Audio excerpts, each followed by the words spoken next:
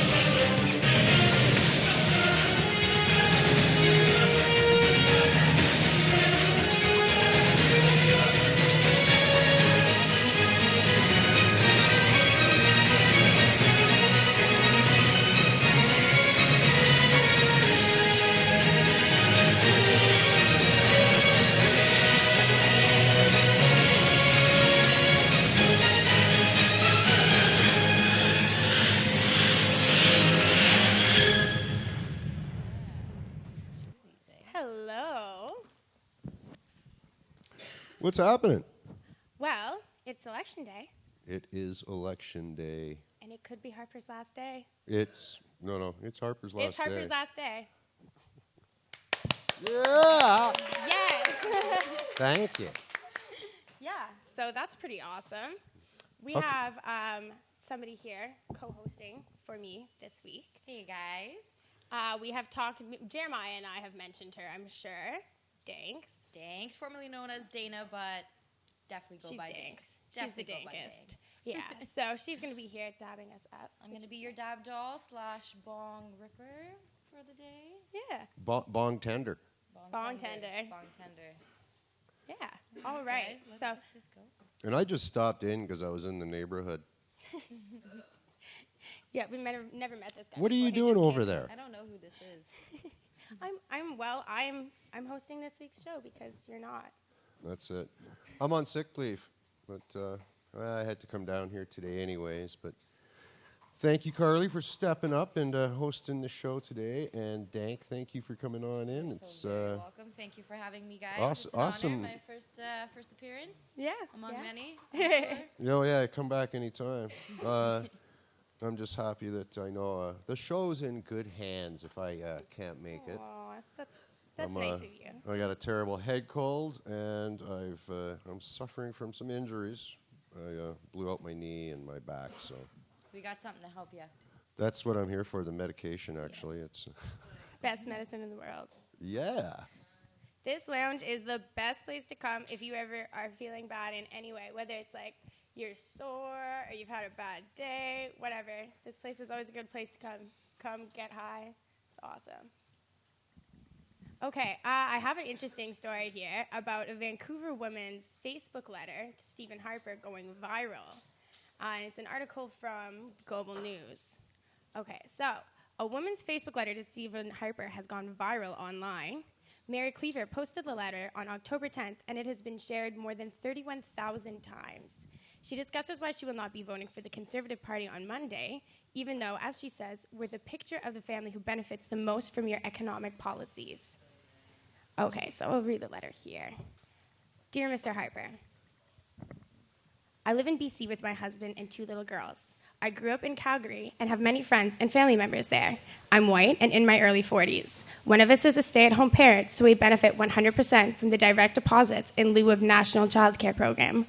We also benefit 100% from income splitting, and we can afford to take advantage of the increased allowance in our TFSAs. In other words, we're the picture of the family who benefits the most from your economic policies. But we're not voting Conservative on October 19th. You see, you've misjudged us. We enjoy our standard of living. We work hard for it, but it's not the only thing that matters to us. You assume we don't care about our First Nations neighbors or Canadians trying to bring their family members here from war-torn countries, that we don't care less about less fortunate Canadians or veterans or scientists. You think we don't mind that to save a few bucks and to balance books, we axed the census, dumped decades of research from our libraries, cut funding to CBC, underspent our budgets in important departments, and closed Coast Guard stations. You figure we no longer want to take our lakes and rivers protected, and that we don't understand that climate change is a far greater risk to our way of life than barbaric cultural practices. You've underestimated us. On October 19th, we're not voting for our bank balance. We're voting for change because we want the care and Canada of our youth back, the Canada that supported our single mothers that gave us the opportunity to succeed in the first place. I think that's a pretty well-written letter. Yeah. Personally. Yeah, that's Definitely pretty well very done. valid point. Thank you. Well, So I know I shared that on Twitter and on Facebook. it's a good letter. So. Yeah, it's flying around. It is viral, Yeah, and so. it's good to see that going on now, big time. Yeah, I hope it's crossed his desk, that's for sure, because it pretty much hit the nail on the head there. So, yeah. it's pretty Twitter is, but just mentioning that today. First of all, I noticed the conservatives are just crazy on it today, posting, looking for votes. Harper's all over it, or Desperate. the account So at desperate. PM Harper. For attention. I've actually, it's so funny. I was looking at it and saw it come up on my feed, and within seconds, I'm the first guy to reply like, "STFU, you asshole," and pack your bags, jerk, get the fuck out, and shit like that. That's exact. I don't even care anymore. Ruthless. I just Ruthless. totally like, just go fuck yourself. Oh, well, you know what? This story is I think you'll like this one, Mick. Oh, I'm sure. It's from the Lapine. And Oh, it's the about- Lapine is awesome. Yes.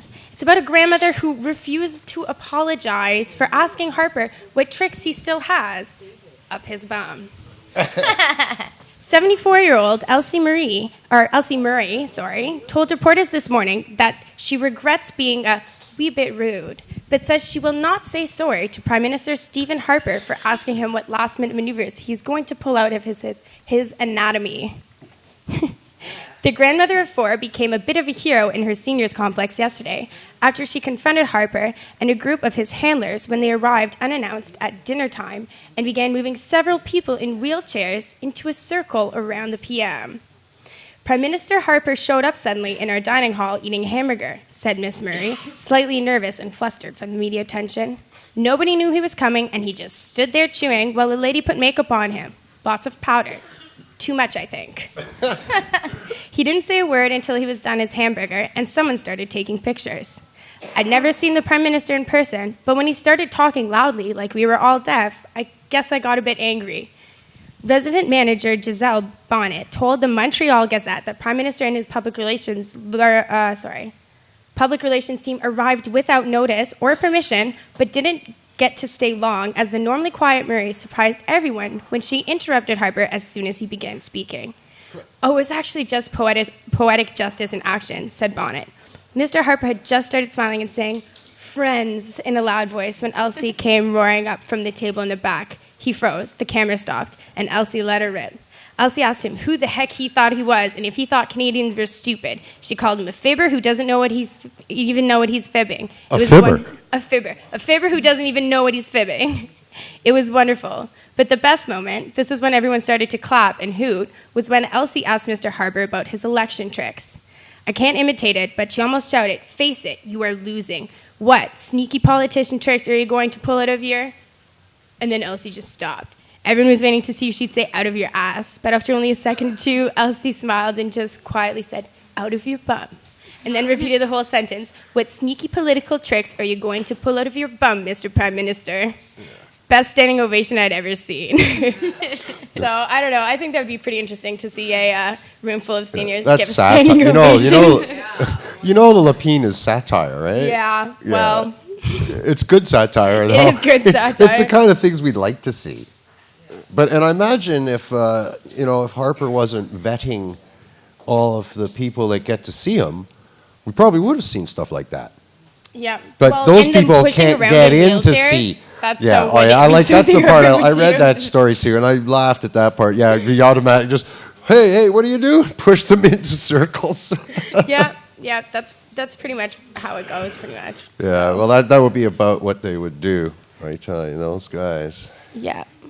Well, how about we put on a video? Or how about we do a dab, and then we'll do a video? How about that? Well, that's perfect because I have it set up right here for you guys. I feel like doing a dab. Yeah. All right. When you're done, I'll have one of those dabs. Oh, look at that. I'm gonna use one of them right now. Everyone's Of course. dabbing now. Let's Everybody wants a bit of We the stored dab some dog. alcohol wipes so you won't catch my cold.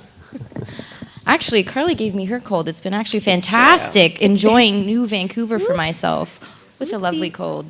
Thank you for welcoming me with a lovely flu. Okay, let's see. We've got.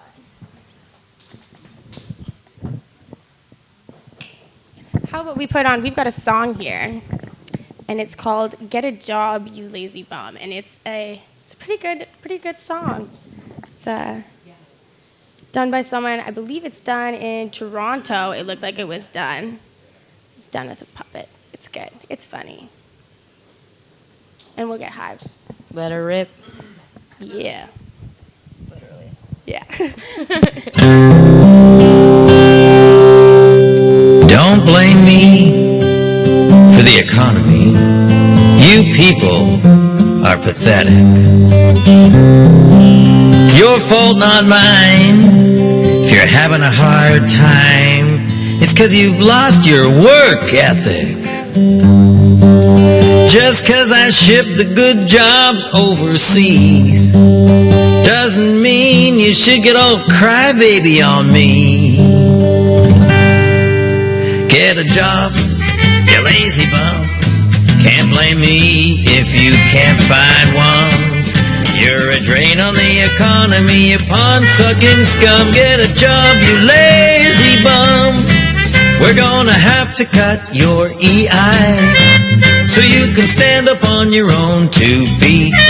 You can be as rich as us if you just try. Quit sucking on the public tea. Get a job, you lazy bum. Maybe you get handouts where you come from. But this is Canada, we take the cake and you can have the crumbs. Get a job, you lazy bum. It's not our fault that you are poor. Not our fault you don't have any work. We're not coddling you anymore. You're on your own, you little jerk. Get a job, you lazy bum. You're ruining our country's reputation. If you're 47 and you're living with your mom, get a job, you lazy bum. The only way to get you off of welfare is to take it away from you. You got to look after yourself. There's only one thing to do. Pull up your socks, clean up your act, get off the booze, get off the crack. You're just a loser, face the fact, get over it. If you want a ride that's free, you won't be getting it from me. You're not my problem, can't you see your life is shit?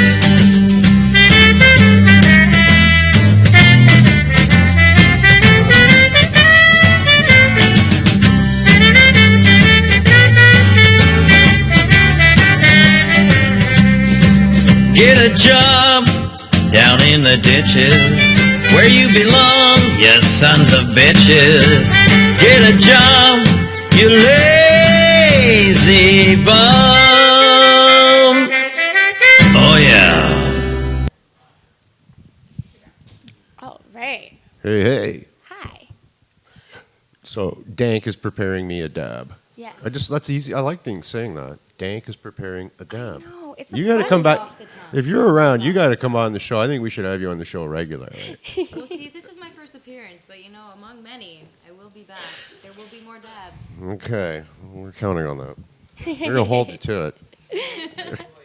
So, there's a cup coming up in Vancouver. Oh, part of Cuptober. Part of Cuptober. That's true. Yes. Yes, it's the Harvest Moon Cup, of which I'm a judge, and I have been the last couple days at home. Well, because I've been sick, so I've at least been entertaining myself judging Harvest Moon Cup samples, minus like the aroma section, because I can't smell too much of anything.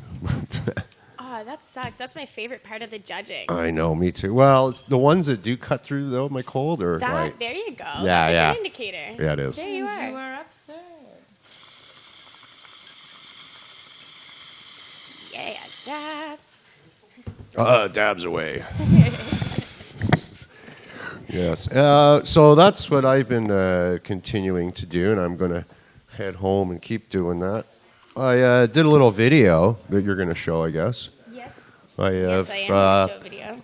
I guess you'll actually get to see what I just told you. Me sitting at home and there's a little short vid on how I actually do judge samples. Are you having issues? It's the one Harvest Moon Cup judging samples. It's hidden. It was hiding. It was like, I don't know what happened. Yeah, see, that was it. We lost consistency because I didn't set up the show today. So the consistency isn't quite, our continuity in that is off. That's part of it too. I would always. But I'm trying. No, I'm not. No, I just say that's okay. It's just, the continuity's a little out. I brought a cute girl with me, so I thought that would make totally made up for it right there. What am I talking about? Yeah. What? Dank's rolling the danks, guys. Dank's rolling the danks. I don't know. It was dank. That was a dank dab, though. That's for sure. It's almost Thank you. 420. It's always dank. Oh, perfect timing. So, all right. What about a bong rip? You're doing a joint. Maybe I'll burn a bong rip. Bong rip. I have more weed somewhere. Is there some more weed? Because I didn't bring any today. You know what Dana is rolling right now, our joint with, is our new cannabis culture papers. Oh, hey. Which is pretty sweet. They're pretty awesome. They are fantastic. We should flip the dab cam on so we can look at these awesome papers. Ah, they're so cool. And they work really well, too. They're, like, nice and super thin, and they burn really well. So they're online at cannabisculturehq.com, as well as in-store and at both of our lounges, 307 West Hastings and 1674 Davie Street. Happy 420! Yeah. Happy 420, guys. Give me 2 secs. Happy 420. Spark one up now. All right. God, we're going to do this for us. Perfect. Here.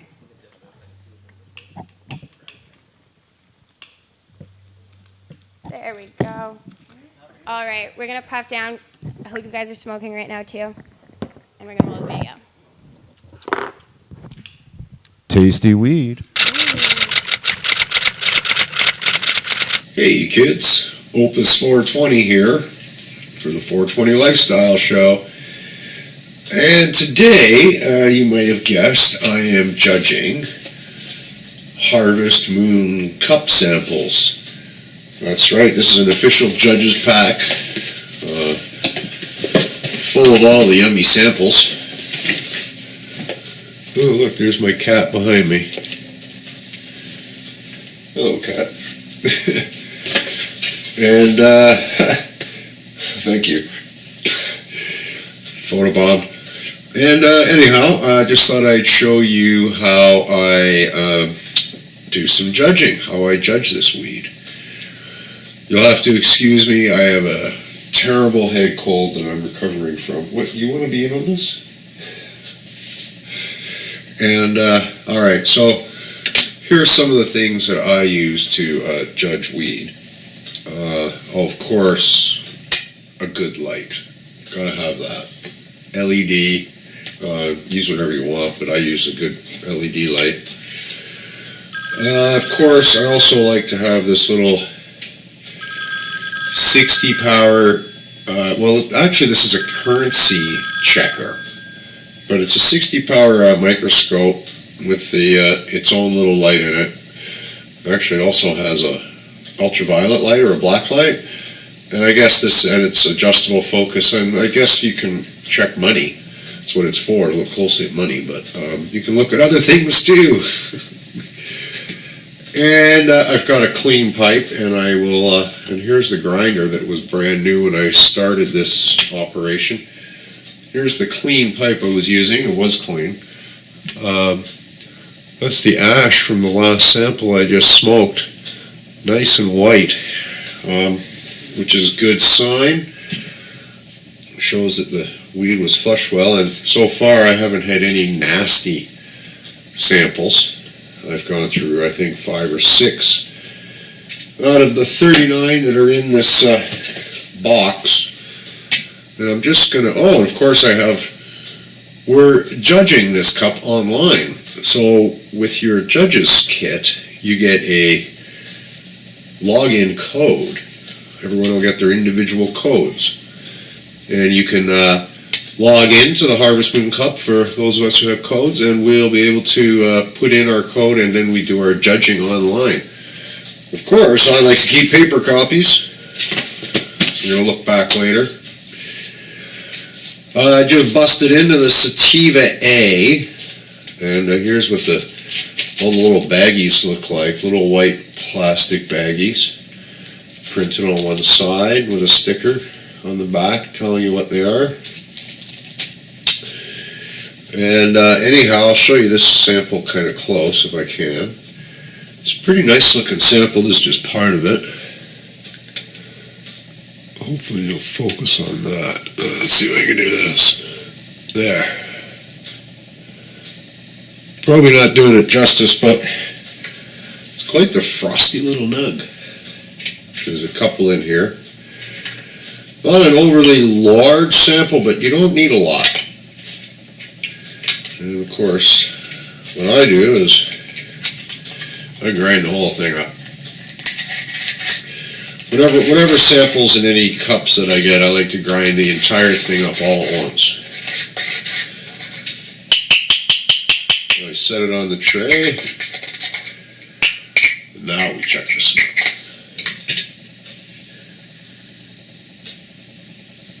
And oh my God, that is gorgeous. Before I turned the camera on, by the way, I had already checked it out with the scope. Probably should have showed you that, but oh well. But we usually do check that out first before I grind it. Also, if I want to have a close look too, I've got this. This is a basic magnifying glass. This is actually a half decent one. Not the same as the loop, but you know, sometimes you don't want to look in that close. You just want to have a magnified look. Handy as well. And and of course I have my 3 jars. One is for the hybrids, the sativas and indica, and that's, I'm getting to that part. What I don't use out of this bowl goes into these, and then I make like a sativa salad, an indica salad, and a hybrid salad with all the samples. At the end, smoke that on award stage just for snicks and giggles. All right, so let's try out this delicious smelling, fruity, flavorful smelling sativa. Sativa A. Woof. Oh, it's gorgeous. What does it smell like? That's the problem. My head is clogged, and so it's hard for me to. The worst part of this is trying to smell these things.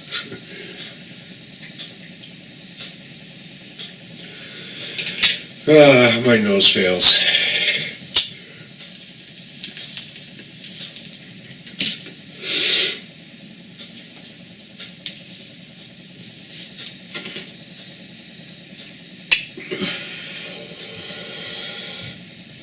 Oh yeah. That's delicious.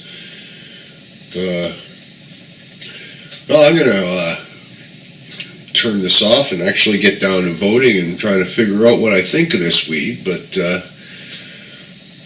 now you have it. This is how we judge samples of weed. And one last note, it's I'm really pleased to see the cups now starting to hand out the samples a week or so in advance to the judges and give every individual the time, the quiet time to go to wherever they want. If they want to do it in a lounge with a bunch of their buddies, or if they want to do it at home quietly by themselves, or something in between, they're able to and take the week to properly judge the samples. And so yeah, that's a format I'd like to see expanded on, and not just, you know, giving everybody a bunch of weed or shatter or dope or something at like one event and say, okay, judge 30 types of shatter in one night. Oh yeah, sure. Anyhow, a little more accurate results, I think, this way overall. The consensus will probably be a little bit more together, like everyone will probably agree a bit more. Anyways, I'm getting back to this, and I hope you're having a great old time. Wearing my 2003 Toker's Bowl shirt to, well, just 'cause. And we are back. Hi. So we are here with Storm and Mary Beth from Power of the Pussy. And they're doing some interesting things. I'll let them explain what they're doing to you. All right. Hi, guys. I'm Stormy from Power of the Pussy. We're a gender-inclusive art and activism collective started in Vancouver, BC. We raise awareness to different socio-political issues around Canada and around the world. Recently, on October 3rd, we protested specifically Bill C-51 and raised awareness for strategic voting in Canada and Lower Mainland. Thank you. And then yesterday, we actually did a protest downtown, raising awareness for one of the least talked about or non-talked about issues in the election, which was mental health and mental illness and the access that we need in Canada. That's awesome. Yeah, thank you. Good. Okay, so can you tell us a little bit more about like what goes on at the events and what type of events they are when you do these protests? Totally. So we're really inspired by current and past feminist movements like Bikini Kill, Riot Girl, specifically like Kathleen Hanna. She's a huge inspiration to us. We take some inspiration from Femin in the way that they use their bodies to write messages on themselves, and they're not afraid to be radical.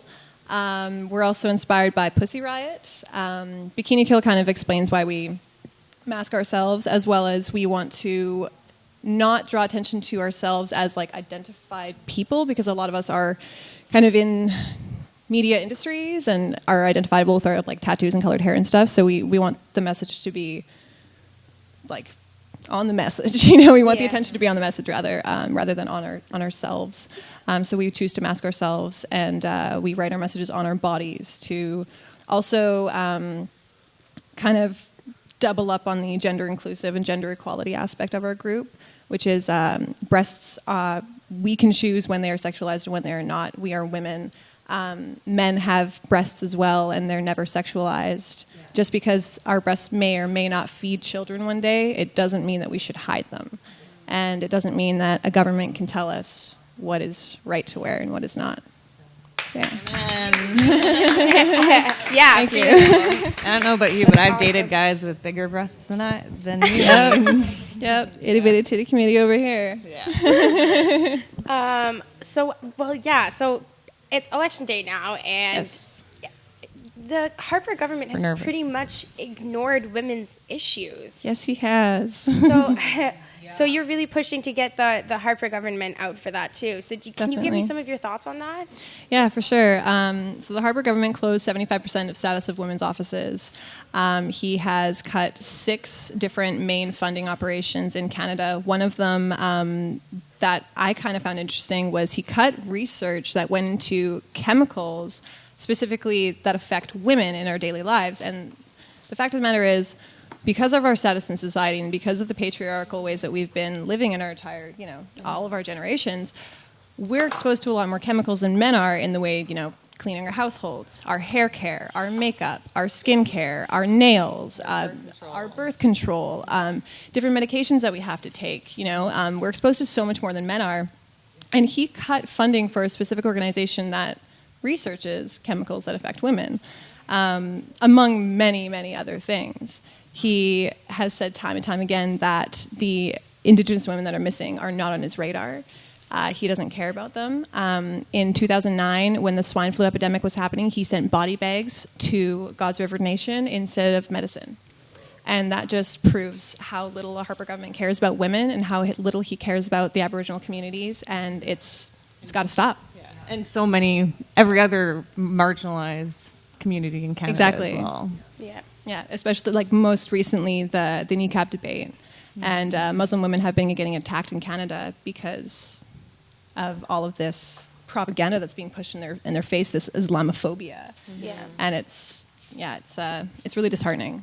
It is. We're going to be talking a lot about the Islamophobia later on the show too, because it's really ridiculous. It's close to what the Nazis were doing with Hitler, It's crazy how it's actual propaganda. It's full-on racism. And there's countries all over the world now calling Harper out on it and calling Canada out on it. We went from being seen as, like, the peacekeepers to being, like, now we're the instigators of the issue. Yeah. So He really forced a lot of separatist ideas within the Canadian communities, and we pride ourselves as citizens as being multicultural and bilingual, and he said that bilingualism doesn't matter. I think it matters a lot. yeah. It matters a lot to us, and he's also tried to stomp out languages in Canada, like different languages, from being studied and being supported, which is really, really awful. Again, steps backwards. Steps backwards, Every complete year, steps it's been backwards. Steps backwards. Yeah, budget cuts and You budget know? cuts, and yet he's making all of these cuts, but he's run a 6-year deficit. Yes. The other parties like to say that he's run an 8-year deficit, but the reality is it's a 6-year deficit, and until the end of 2015, we won't know if it's a 7-year deficit. He likes to say it's going to be a surplus, but that's only because you cut like $36 billion from our healthcare, among other things. Right before the election. Right before the election. For appearances. Yeah. Yeah. So, can you tell us a bit more about the mental health issues? Yes, definitely. Some of what's wrong with the systems right now and what changes there needs to be? For sure. Do you have anything you would like to say personally? Yeah, I mean, personally, myself included. And you know what? Like, I don't want to make it about me, but I have struggled with depression for more than half my life, and I've been in and out of the system. And not just me, so many women and so many people. Yeah, most of the women in our collective actually have experience in the system. Yeah, and it's interesting that only right now, like 4% of research, so like medicinal research, goes into mental health to fund those studies. So I don't know. Yeah. I don't want to get to expand on that. Yeah. So when it comes to mental health, there are 2 psychiatrists in the Fraser Valley, specifically talking about Vancouver. There are 2 psychiatrists. Unless you are in immediate danger of ending your life or go into a emergency room and say, I'm going to kill myself, you will not receive immediate care, and you will be referred to 2 psychiatrists in the Lower Mainland. Can you imagine how many people go into the emergency room every single night needing mental health care? And how many people are put into a dank, dark basement and told to sit there and wait for someone to come by, and then they're told that they need to wait 2 months, maybe 6 months, maybe a year to see someone? Unless you're going to go in there and say, I'm going to kill myself, they're not going to help you. And even then, the help that you receive won't be specific to your needs. People are getting pumped full of medications that they don't need instead of receiving help. When it comes to suicide, 11 people commit suicide every single day in Canada, approximately. When it comes to children, or mental health in general, 6.7 million Canadians at every given moment will suffer from mental illness. That's at any given moment. 1.7 million of those are children, and only 1 of 4 of those children will receive adequate treatment. 70% of mental illness manifests itself in adolescence and childhood. So you can imagine how many children need help right now, and they're not getting it. And how many children grow up to be adults that are sick, that raise children, and that affects them, and the cycle continues. And there's no funding for this. There's no help for this. We have so many girls that are in our collective that have been in and out of the system through their entire lives. They tried to commit suicide at young ages, and they haven't recovered from those situations because there's no help for them. It's really unfortunate. So then if somebody were to go out to vote today and they were to want to use their vote towards making a difference with that, what advice would you give them that? I would advise them to look into their local MPs and see who has the best platform and who has the best chance of winning. A lot of people have kind of mixed feelings about strategic voting. I think it's a really positive thing because Harper's been in office for 8 years. That's a long fucking time. Yeah, That's way too long. And right now, the most important thing is to get him out of office. We have 3 main party leaders that some of them are more preferable than others. None of them are perfect. Some of them will listen to what we have to say. So educate yourself, look into your local MPs, look into who would be willing to sit down with you, talk with you, and bring your local community issues to Parliament and really get shit done.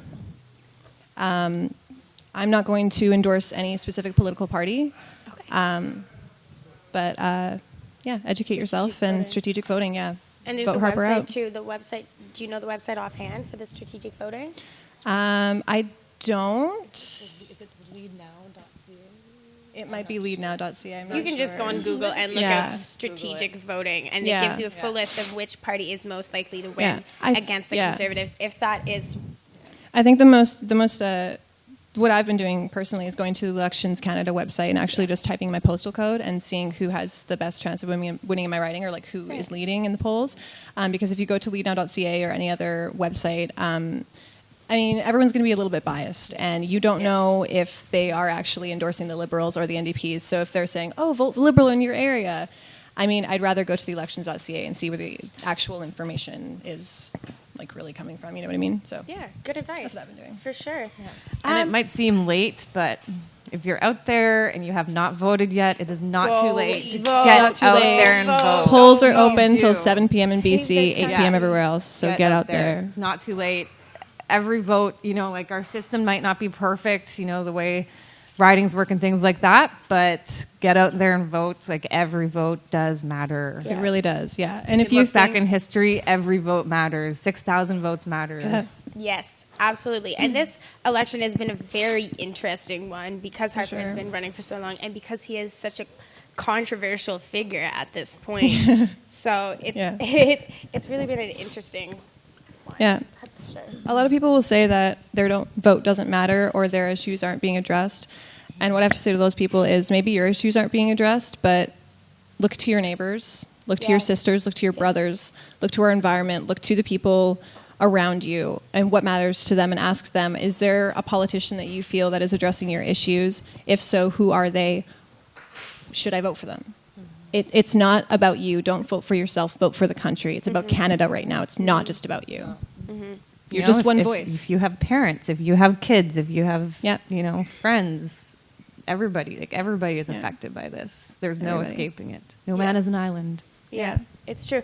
And if you look at it's everywhere right now on all over the social media. Everyone is talking about it more than I've ever seen politics being discussed, really. Yeah. Like all over Twitter, all over Facebook, which is really awesome. So if you've been sharing that stuff and if you've been talking about it, make sure that you're putting it in action and going out and voting, Yeah. because it's such a critical time for our country right now. For sure. Yeah. Well, I think we're going to put a video on. We've got a video here from the Globe debate, Globe and Mail debate, and it's a compilation of the jabs, jokes, and zingers from the debate, and it's a pretty good video. So it gives you a nice summary of a bit of the back and forths. So whenever we're ready, we'll just keep smoking this joint. It's a nice joint. Good roll. Yeah, good it's roll. like you're so very welcome. Yeah. Cool. Yes. Very. Precisely Without zero. raising your taxes. Well, I listened carefully to your question to the Prime Minister, and I was disappointed that he wasn't able to go beyond resource extraction. Mr. Harper put all of his eggs into one basket, and then he dropped the basket. I've spent a long time talking with thousands of Canadians across this country. And Mr. Harper may not see what's going on from 24 Sussex Drive, but I do. And the reason Mr. Trudeau said he was opposed to small business cuts is he said a large percentage of small businesses are just wealthy people avoiding taxes. Mr. Harper, you know full well You're hearing a good ding-dong between these two? Where are you? Well, I'm going to try to ring their bell. Prime Minister wants to hit the snooze button while Mr. Trudeau is hitting the panic button. Mr. Mulcair needs to hit the wake-up call. The fact that he's talking about pensions as taxes, why pensions aren't taxes, Mr. Harper, is when people retire, they get their pension money back. They don't get taxes back. He talks about being the best friend that Calgary has ever had, that Alberta has ever had, but he hasn't gotten pipelines built. He has made the oil sands an international pariah, and with friends like Stephen Harper, Alberta doesn't need enemies. Let's have Mr. Harper quickly respond in a sentence, then we'll come to Mr. Mulcair. Look, we have given all kinds of tax incentives for people saving. They're taking advantage of 11 people. No, they're not taxing savings accounts. Workers and employers won't either. The child That was a really long sentence, David. And that brings us with some relief to the end of the first question. Let's go to Mr. Trudeau. Mr. Mulcair talks about having been Minister of the Environment in Quebec, but I was living in Quebec at that time, and I remember he was proposing bulk water exports to the United States for Quebec, and that's certainly not something we're interested in. False. You gave a speech on it. You said it could be like forestry in the well, listen, look at your own record, Mr. You look Mulcair. at the record. The fact, Mr. Harper, is Mr. Trudeau onto something? Absolutely not. Mr. Mulcair likes to talk about long-term, but what he doesn't realize is long-term actually starts right now. Not 5 years from now, not 20 years from now, not after a few mandates of Mr. Mulcair in government. Canadians need help right now. And the fact of the matter is... Even Mr. Harper, in a secret meeting with some media in Vancouver, admitted that it was a total shambles. I'm not sure how you have a secret meeting with the media, but... We wish. But you'd manage it, Mr. Harper. I know you'd manage it. This is the time to invest in the future of our country. Canadians know this. The only people who don't seem to know this are those two gentlemen on the stage. What Mr. Mulcair just claimed he's going to raise hundreds of millions of dollars through closing treatment of stock options. There's simply not that kind of money in that, and this is the approach of the NDP, to exaggerate how much money they can raise through a few tax hikes. He likes to talk about standing up against tyrants and dictators and against terrorists, but you know who stand up against dictators and terrorists? Families fighting to keep their family together, hoping for a better life for them, and they cross the oceans and they make it to Canada, and what does Mr. Harper do? He takes away their health care. But Rick Hillier, who is no less an authority than former Chief of Defense Staff, last week said, we've got to stop using the security concerns as an excuse to do nothing. So, Mr. Harper, why don't you stop using the security excuse as a pretext to do nothing? Mr. Mulcair is not making a choice that's going to allow to invest in his promises. They're puffs of smoke. We need to invest right now. We know right now to invest in the future of this country. Mr. Mulcair, you can make jokes all you like. Look at the cost of housing in some of our major cities. It is out of control. And at the same time, Mr. Harper says, it's okay, I've got a renovation tax credit. How do you renovate a house you can't afford to buy in the first place? They deserve a tax break. That will help create new jobs. That's the way of the future. That's the NDP's But you're plan. collecting $500 million from experience about the shell company you set up for your speaking fees. That's not the experience I've seen with the mom and pop operations. Your experience is to play politics with everything, Mr. Mulcair. Now, Mr. Trudeau says we will have greater optimism by spending more.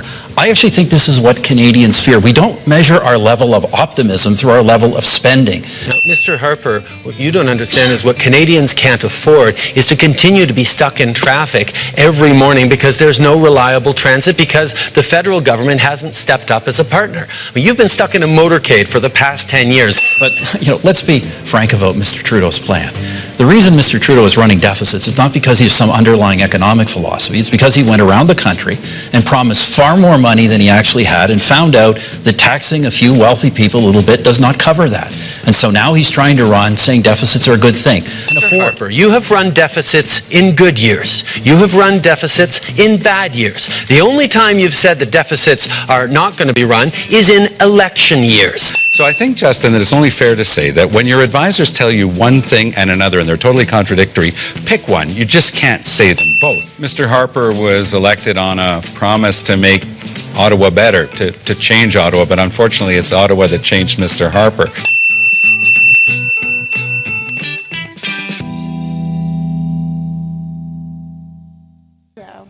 Hello. Okay. Hello. Hi. Dana, how about a bong rip or a dab? I would like to get that. That would be nice. What else is nice is this really super awesome little magazine book. Thank you. I'm not sure how I would categorize this, but it's zine. It's zine. Yeah, there we mini go. Magazine. It's really, really cool. Thank you. And here, wait. Let's show one of these pages here on the dab cam. This is my favorite page so far. I love it. It's great. Terrorists everywhere. Hold it a little bit more up. There we go. Give everyone a second to read that. It's pretty awesome. I definitely don't recognize those nipples. Oh yeah, those are mine. You have nice nipples. Thank you. You're welcome. Put some boobs on positivity. Oh, perfect, a bong rib. Okay, so why don't you tell us a little bit about this book and what is in this? What is in this book? All right, so this is our zine. There's a new one for every issue that we protest. So far there have been 2 different zines, so 2 different protests. First one was mainly about C51. Second one is about mental illness and also about pussy power. The reason we are called Power of the Pussy is because we feel that it encompasses all of life. Like everything comes from pussy, everything comes from a woman. So it's like a all-encompassing femininity thing. So that's kind of how we reconcile gender inclusive and pussy. I just really love saying that word, I'm sorry. And this is about specifically a lot about refugee funding, mental health funding that recently happened. 60% of refugee funding was recently cut in Canada. And that's really unfortunate because they see such atrocities and such horrible, horrible things. And I mean, the first thing that I would want to do when I came to Canada was, you know, settle myself in and get some mental help, you know, some healthcare access, you know, something. But these are traumatized. Yep, they're traumatized, and Absolutely. and so they don't have that anymore because 60% of their funding was cut. The VAST, or I have to find the actual name for it, Vancouver Association of Survivors of Torture, all of their funding was chopped. Which is really unfortunate. And what else? It's got some amazing illustrations. There's a lot of stuff in here. There's a lot of really great graphics. It's really well put together. Yeah, there's a lot of facts in this one, so it's kind of hard to say what this one specifically is about. But yeah, just mental health, and all of them are different. And our first one was also very creative. And we mostly take all of our zines, like our pictures from magazines, and we take them from newspapers, and we take them from, pictures on the internet that are from different political events and things, and also our own pictures. We use them as inspiration. You'll see on our Tumblr page, there's tons of stuff.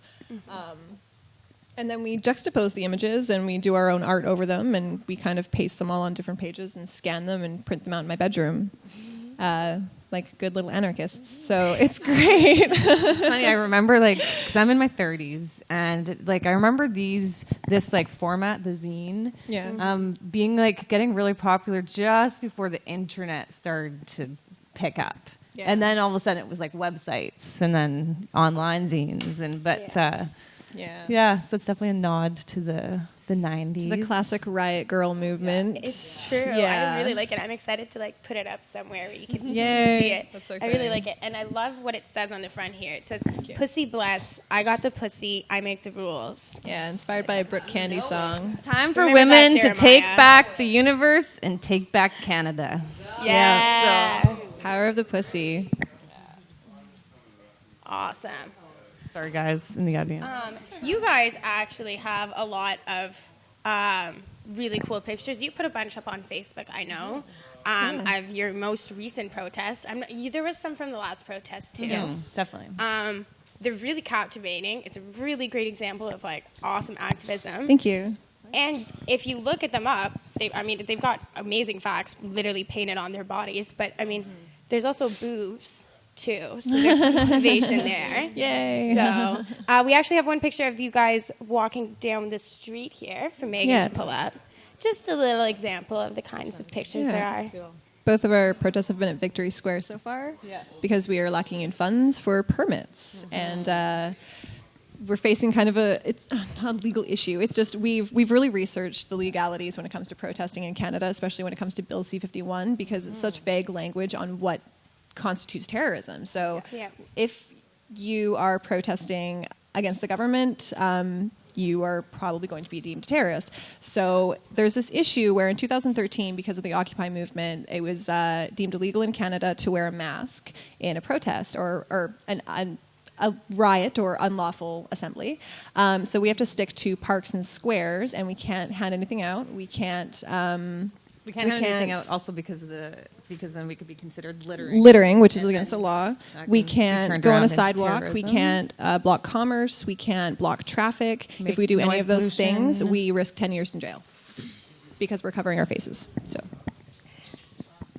So that's another thing. Yeah. That should give you an idea. If Bill Harper C-51. stays in power, of how much worse it will get. We won't Yep. be able to protest anymore. Nope, That's it'll the be reality illegal. of it.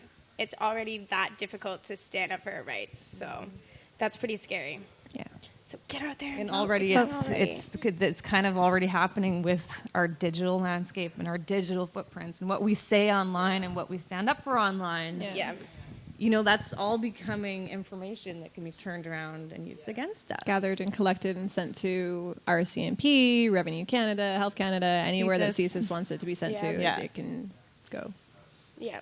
It's like the real Big Brother kind of. Yeah, Big Brother's You know? watching. For sure. For sure. All the security cameras everywhere. It's Yeah, it is It's honestly scary. like, you know, you see like the movies where all of a sudden the apocalypse is going to happen or something like that. Like, and it's That's what it kind feels of like. looking like, you know, if Stephen Harper got in and Trump got in the States, like, Yeah. oh my you know, it's like Fly me to all Mars. everything's going to become this like highly regulated and watched police state. Yeah. And honestly, like we are in scary times. I It don't is know about scary. you guys, but I'm shaking because like I'm nervous about Me too. Oh, it's it's scary. election day. I know. Yeah. Yeah. It's really scary. I was talking about it last night. I was looking through the articles and I was reading some of them and I was just getting so choked reading about the stuff that the Harper government does. And part of me was like so excited because I was like, he has to be going. He has to be Yeah. going. Like, there's no way. Like, everyone's talking shit about him. And then every once in a while I'd see a comment where they're like, well, the liberals will spend all their money. And it's like, oh, no, just no. Yeah. People, it is scary. It's a pretty nerve-wracking time. So every vote counts. Every vote counts. Yeah. If you haven't voted yet, just use up some of your data. Like, watch us on your iPhone. Like, walk to the voting station. Yeah, entertain yourselves. It'll be great. Yeah. Yes. And if you take a selfie and you come to the Cannabis Culture Lounge, then you can get it free. And you can get free stuff, Yeah. like these papers and Cannabis Culture maintainers. So, go vote. All right. And now I know you guys have done a little bit of research about the TPP you were saying. So can you talk to us a little bit about that? Definitely. So one thing about the TPP that I thought was really interesting recently was Harper has been saying that he's going to protect the dairy industry. He says that there's only going to be 3.25% that's going to be, out there, which is a total lie. Actually, over 8 years, it's going to be a total of 18% of our dairy industry and our poultry is going to be, out on the free market. And that means a lot of our quality of food is going to be compromised. So that means antibiotics are going to be introduced into our systems. Like, I don't know about you guys, but when I go to the States, I don't drink their milk. I don't eat their cheese. I am like, no antibiotics, please, hell no. And we're really fortunate to have that in Canada, and that's something that's going to be introduced into our system. So for the health of us and our children and everyone else, let's just, not do that. Also, freedom of expression on the internet is really going to be compromised. You know how when you get arrested, they say what you say can and will be held against you in the court of law? Yeah. So that's true. That's going to be true of the internet now. So what you say on the internet can and will be held against you by secret corporations that gather your data and store them in little files. And yeah, so it's another thing that's going to be really scary. Can be used against you That by the sounds government, fun. That by sounds the really police fun. force, by employers. It can be Yeah. used against you in many ways. Anything Yeah. you've ever said online, and not just anything since this new law. Yeah, anything that you've ever So- said. Anything ever. Yeah, also, corporations can sue the government, and when they sue the government and they go to court, they're actually called tribunals, and those tribunals will happen in secret, which is really shady because the government should work for the people, not corporations owning the government, owning the people. That's not how this world should work, and that's exactly how this world is starting to work. So the TPP brings that into effect, more so. Also, of the, I think it's 26 chapters, only 2 actually are involved with trade. So that's 24 chapters that have nothing to do with trade. So why is it called the trade agreement? Trans-Pacific Partnership. That just doesn't make any sense. No. It's not about trade. It's about a lot more. Also, our medications are likely to be a lot more expensive, which I already pay. I guess I should do a little background. Fun fact, I have a rare disorder called Ehlers-Danlos syndrome, so I am physically disabled. I pay a lot for my medications, or did before I found medical marijuana. Now I'm a medical marijuana patient. But my medications cost me over $200 a month. My braces, my physical medical braces, I have about $600 on my legs, $350 on my hand, my left hand, and I still need hundreds of dollars more. Those costs are likely to get a lot higher. Now, a lot of people are like, well, if you worked and you made $48K a year, you know, and you were a little good citizen, it'd be fine. Yeah, I can't work because I'm disabled. So where's the help for people like me? And it's going to get a lot worse for people like me. And so I just don't really see the good. I get a little emotional about it. I don't really see the good in this situation. Yeah. Yeah. Dana, we need a dab over here. We need a dab. We need a dab over here. Yeah. It costs a lot of money. Yeah. There's serious implications for a lot of people, a lot of people. cancer patients. Yeah. Yes. And I recently found out as well, I kind of printed this out, so our poultry industry isn't just used for consumption.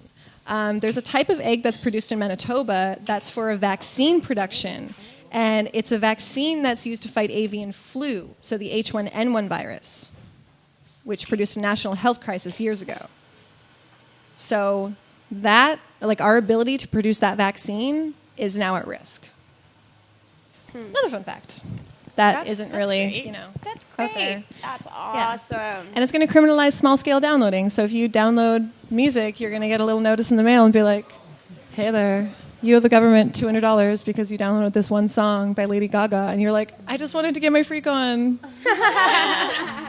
I'm sorry. Well, yeah, because doing stuff like downloading music on the internet makes it so that the government can't control, like, little monopolies all over the place and, you know, keep whatever's going into their pocket nice and tidy. If it's all over the place and people actually, like, get things for free or for, like, not a lot of money, the government doesn't like it. Especially the Harper government. Yeah. Especially the Harper government. The only time they like money being used is if it's for their vacations or their homes. Or their dinners. The military. Or the military. Let's send armored vehicles to Saudi Arabia. Weapons.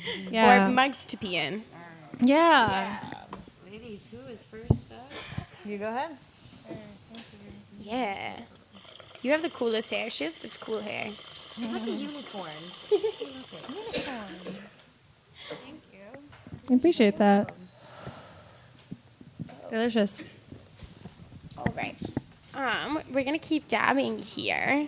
But I have a little video from Rick Mercer that's kind of funny. And it relates love to him. Yeah, Rick Mercer He's is the awesome. best. He's hilarious. And it relates to another issue that I know you guys know a little bit about. We have another guest who hopefully will be here soon, who will also be here to discuss this issue. But, so this one is about Rick Mercer talking about the niqab issue. Ooh, wonderful. Our producer is dabbing right now. Dabs are contagious. You see someone do one and you just want to do one. The Rick Mercer one. Yeah. Rick Mercer's hilarious. He's great. Yes. Can we fill this up here, darling, or get that? If it will take a minute, we can maybe share why some don't you social start media talking? links with the. Tell people how they can see some of your albums and get some of your information. We're on Tumblr, Twitter, Facebook, Instagram. How do you find you guys? Hashtag Power of the Pussy. You will usually find a picture of us protesting. That's awesome. Our Tumblr is p0tp.tumblr.com. That's awesome. Should I keep going? Yeah, for sure. A little bit different. Yeah, they're all as you different. know, this is 2015. Usernames are very hard to come by. It's Very hard. Twitter is at _POTP. Our Instagram is at p.0t.ot.p.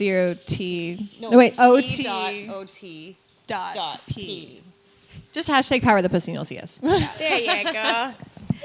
And the pictures are awesome. All the information is awesome. It's really you. radical. It's really out there, and it's great. I love We it. do try. Yeah. Storm is also like the research powerhouse of the collective. I can see. You seem like you're very well read on everything. It's very nice. I'm really happy to have you on the passionate. show. Yeah, for sure. I have some feelings. Okay. Feels. So we're gonna the feels. We're gonna watch this Rick Mercer video now. So. He is taking a stand on the niqab. I'm very concerned about the niqab issue. Plus, it takes my mind off the hopelessness of my job search. It takes my mind off a lot of things. The niqab lets me focus my anger. I've never actually seen a niqab in real life, but I'd rather talk about one of those than the 75-cent dollar. Well, we had to cancel our Florida trip this year. The niqab also takes my mind off our children's tuition, which we can't afford. And quite frankly, our intimacy issues. Oh, we've tried everything. Nothing works. Nothing. All the pills, all the creams. Can we get back to talking about the niqab? Because it's a terrible thing. The niqab also takes my mind off the fact that our personal household debt is at a crisis point. I have a secret video gambling addiction. These people need to stop niqabbing. I'm thankful that Stephen Harper has given us the niqab thing to focus on. He's so clever. Did he invent the word niqab? Because it's perfect. People say the niqab is a distraction. As if a distraction is not the best thing ever. Like, from life. The Conservative Party of Canada. Like a vacation for your mind.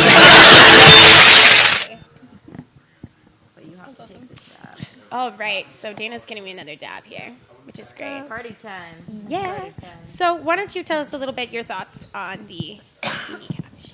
All right. So Harper, during his campaign, hired a man named Linton Crosby, and he's famous for being a master propagandist. Sorry. And he does dog whistle politics. Dog whistle politics is when you call out a specific group without saying that you're calling out that specific group. For example, what does he say? Old stock Canadians. That's an example of dog whistle politics. So there we go. He does that, and he's focuses a lot on like separatism and bringing forth like bigotry in a population. Yes. So he hired him, and that's when the niqab issue really, really came just hammering down. So we kind of kept track of that, and one of our members is an ex-Muslim. And so she kind of had a lot to say about it and still has a lot to educate us about the niqab. But basically, our thoughts on it are, in Canada, we have a couple of things in the Charter. One of them is freedom of expression. We don't have freedom of speech. We have freedom of expression, but we have no freedom of speech. Freedom of expression and freedom of religion and freedom of religious expression. Okay, so that includes the niqab. When people are doing their citizenship ceremonies, they prove their identity multiple times before that point where they get like sign the paper and everything. They prove it multiple times. There is no need to make people uncomfortable in a public setting just to prove a fucking point. There is no need for it. He is racist. He is homophobic. He openly opposes gay marriage and always has. So homophobic. He is Islamophobic. He doesn't care about women. He doesn't care about children. He doesn't care about Aboriginals or seniors. I had one lady say today in the polls, we were standing there, and she was like, if Harper gets voted in again, I'm going to jail. And I was like, what? And she's like, because at least then I'd get 3 square meals a day. And I was like, holy shit. And this was a little old lady with a cane, and she was dead serious. So yeah, exactly. Yeah. Yeah, it's come to that, and our good horrible. friend Anne is saying it's becoming more and more common in the country, which is really a shame. There's so much wealth in Canada, and it's just going to the smallest group of people, and everyone else is just wondering why we're struggling all the time. It's unconstitutional. It's completely unconstitutional. Totally unconstitutional. Yeah. We need to vote him out today, and we need to put him in fucking jail. That's what we need to do. We don't want a bigot running our country. We are Canadians. No. We are proud and free. Mm-hmm. We are multicultural. We are bilingual. Yep. And did his family come from Canada? Were they born here? I I have no Was his grandparents born here? His grandparents before that? Did they immigrate to this country at some point? Because I'm sure as hell fucking sure they did. Yeah, pretty sure. Like Everyone pretty every much single did one. in Like, Canada. come on here. Like, some fucking compassion. Yeah. You know what I mean? From the person who runs our country is all we ask. Yeah. Makes us Canadian, makes us not Yeah. America. It's part of Exactly. what is Aside from everybody else. Yeah. Yeah, we all grew up hearing that. Our compassion, our kindness, we are our not- love. We're not what is it, like a soup? We are a cultural mosaic. A cultural mosaic, yeah. Yeah. And he's making it just like about the white upper class. He says it's middle class, but like my parents didn't make $48,000 a year. I don't know any of my friends' parents that made $48,000 a year. $200K a year, yeah, my ass. Really, like especially for the struggling Canadians, especially for the people in Vancouver, like. Oh my gosh, yeah. And our housing prices and our rental prices and this whole like you don't need 1 million hashtag or don't need a million hashtag. That's bullshit. You like I can't buy a house. You guys buy a house? How many of us, in our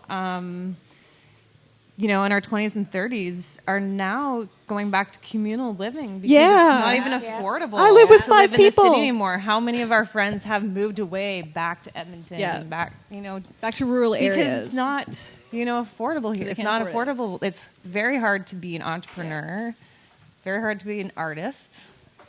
Small business owner. There's no support for small business owners. Or the disabled or people that are on welfare or EI. There's nothing. No. And that's the reality of so many people. And he's trying to make it seem like the average Canadian is like some like upper middle class white middle class. person. That's just not true. Yeah, that goes Maybe to the in country Ottawa. club and Like, maybe in Ottawa. has 2.5 Yeah, kids. coming to Ottawa and coming here, it is way more expensive and way harder to find a place. Really? Sorry. Wow. Woo.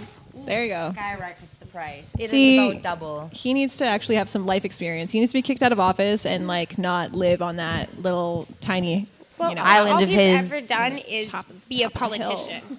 That's Yeah. all he's ever done is practice learning how to take advantage of situations and make political gains however he can to work his way up to the top. That is what he specializes in. That is how he's made a living his whole life. He has That's no dirty. real world experience. He has None. no real work experience. He's never had to work for anything. Yeah. He came out of school and he just became a sleazy politician. Yep. And just started taking all of our money. It's disgusting. So Yeah. I have another article here talking more about the Islamophobia. It's an interesting article because it actually mentions several other articles. And it's from the press, Progress, and it is entitled, "Congratulations, Canada. Now the world is talking about your Prime Minister's racist rhetoric." Yay. That's nice considering we used to be peacekeepers. Yeah. How did that go from 0 to 100? I don't know. Yeah, there's a bit of an introduction here, but part of it here, before it gets into the article examples, is when Americans start turning heads away from train wrecks like Donald Trump or Sarah Palin and ask, what's going on up in Canada, it might be a sign we've got an image problem. And so we've got 8 international news stories that underline just how far off course Stephen Harper's too many bong rips. You're welcome. Rhetoric has taken all of us. So there is one article in the New York Times entitled "Canada Has Its Trump Moment." Oh no. Yeah, and we've got a quote from that one that is, "Effectively, Mr. Harper hopes to win his 4th term on October 19th, in part by demonizing those few who wear the niqab and much of Canadian Muslim population by extension." And then there's another article from The Economist entitled, "Harper is Muslim bashing as a campaign tactic." And let's see, we've got another quote from that one. "The niqab fuss is a godsend for Stephen Harper, who hopes voters will re-elect him for a 4th term as Prime Minister, despite their fatigue with his 10-year rule and a weak economy. Canada's 1 million Muslims are dismayed. Although hate crimes in general are declining, those targeting Muslims are not. In the past week, a pregnant woman wearing a headscarf in Montreal was knocked down by 2 teenagers. Another wearing a niqab in Toronto said she was assaulted. Politicizing the niqab is unbelievably dangerous," said Calgary Mayor Naheed Nenshi, who is a Muslim.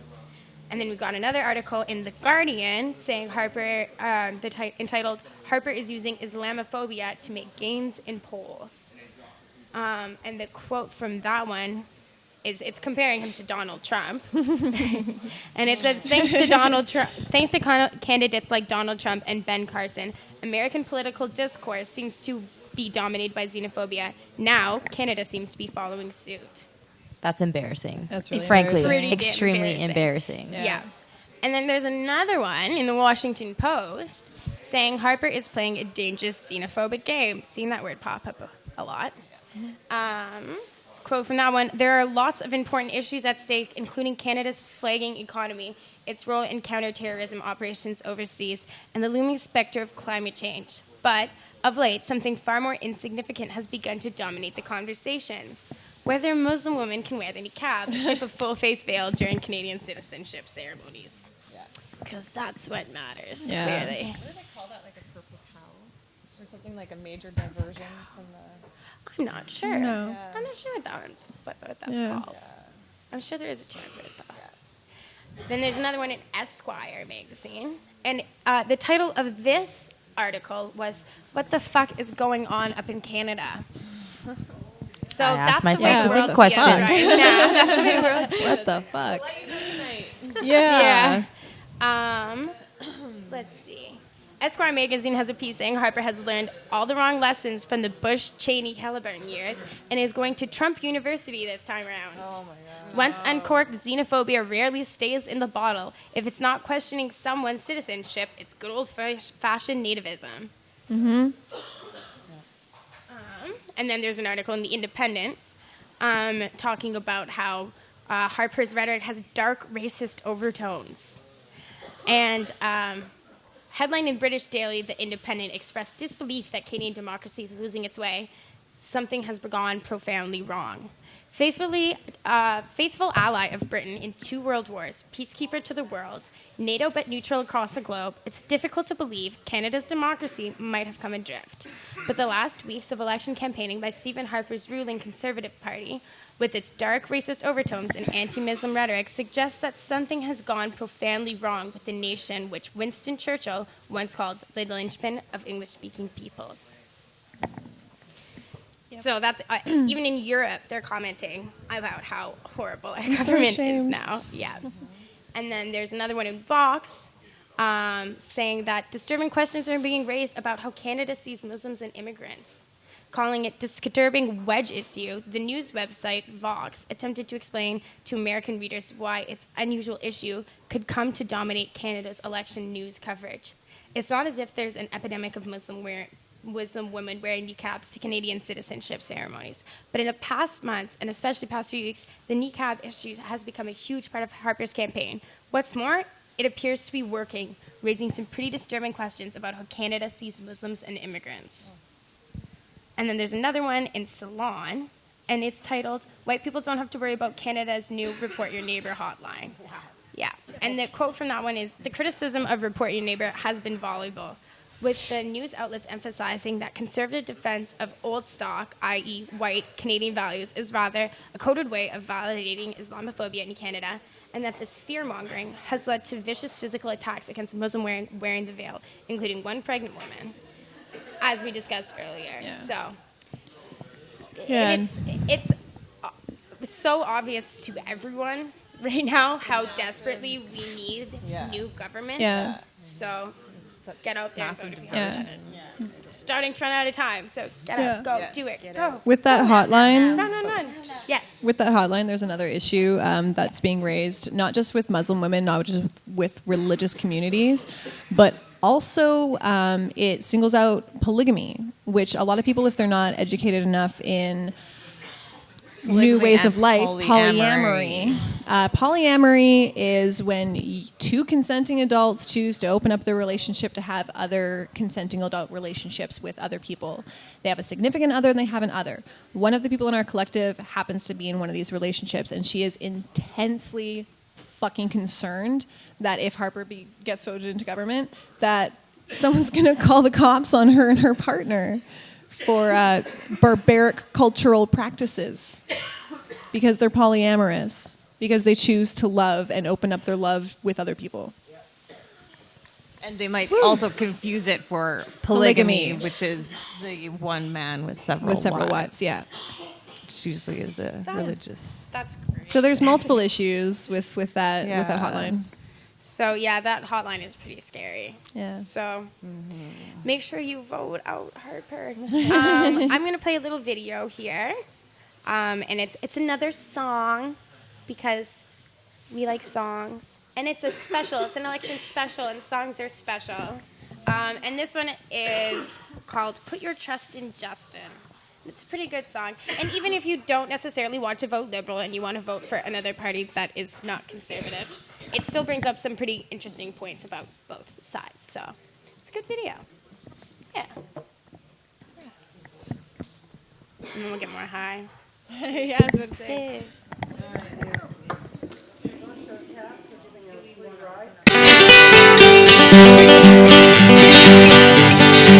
Conservatives in Parliament do not like Justin T. They do not like his politics or his pedigree. But I feel when I see Justin that love is in the air. It's the opposite of what I get from Harper or Mulcair. His energy and feelings he often can't restrain. He sometimes opens mouth before engaging brain. He says he smoked a joint. Well, that's just as well, because there was a buzz around the Liberals, and now we know what it was. Now Justin Trudeau, he's the man for me, the nemesis of Tories and the NDP. When Trudeau is Prime Minister, it will be kind of strange. If you've been smoking since the 60s, you'll think that nothing's changed. He looks good with his shirt off, and everyone can tell his heart is in the right place and his nipples are as well. Stephen Harper's government looks like it's on the skids, but if he took his shirt off, it would frighten all the kids. Justin's first attempts at dating, I'll bet they did not thrive. It's hard to get romantic growing up on Sussex Drive. The girls would tell him, Justin, just so there's no doubt, we can cuddle-duddle, but fuddle-duddle's out. I'll trust in Justin Trudeau to show us what he'll do. Perhaps one day he'll even look good in a canoe. His father was a rascal, he took life as it comes. He did not like kissing babies, but he liked to kiss their moms. Let's put our trust in Justin. Justin is our man. If anyone can lead this country, maybe Justin can. Move over boomers, it's the younger people's turn. If he can learn from our mistakes, then there's an awful lot to learn.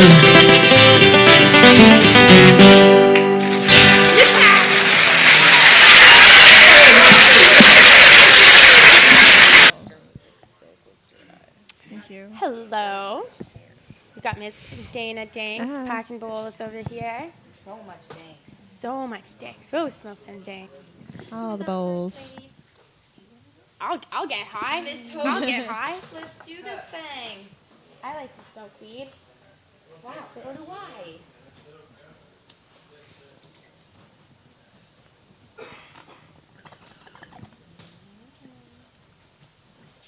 Thank you. Beautiful. Yummy. Yes. That's awesome. Okay, so we'll keep doing support bomb rift here. And I have another interesting article, also talking a little bit about how Harper is a fucking racist piece of crap. Yeah. That needs to not be running our country anymore. Let's see. And it is from the Press Progress. And it is entitled, Does Stephen Harper Want to Pick and Choose Refugees Based on Their Religion? Mm-hmm. So, Stephen Harper's recent comments on Syrian and Iraqi refugees suggest Canada could close the door on nearly 3/4 of the population of Syria based on their religious beliefs alone.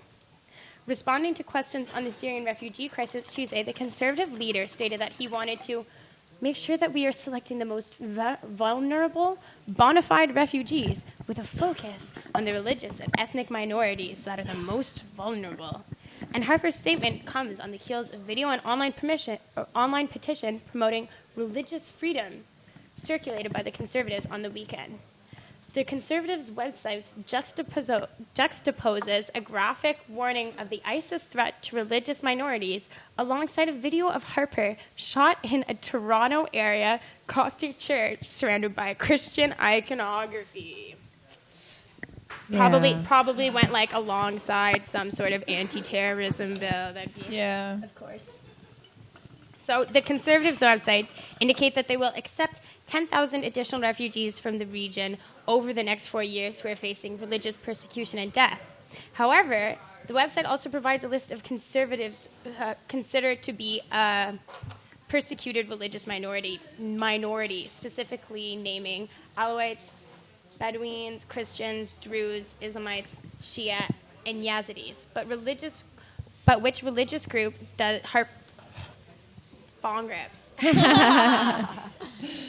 But which religious group Harper and the Conservatives leave out? Sunni Muslims, representing 74% of Syria's population.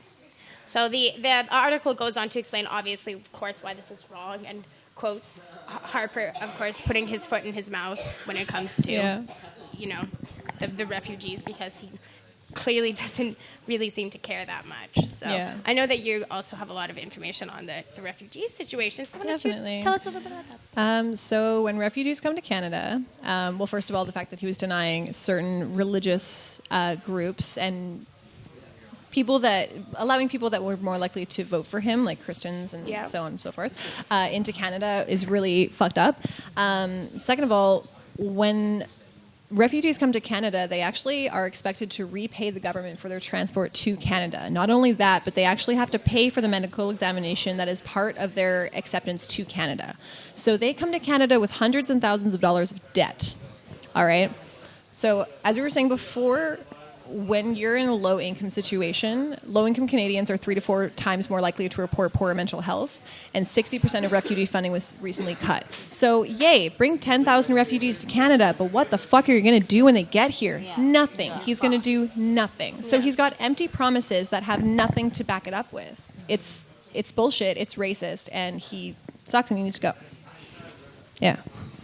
Yeah. That's how I feel about that. Harper's the worst. Yeah. Harper's the worst. You know what else Harper sucks at?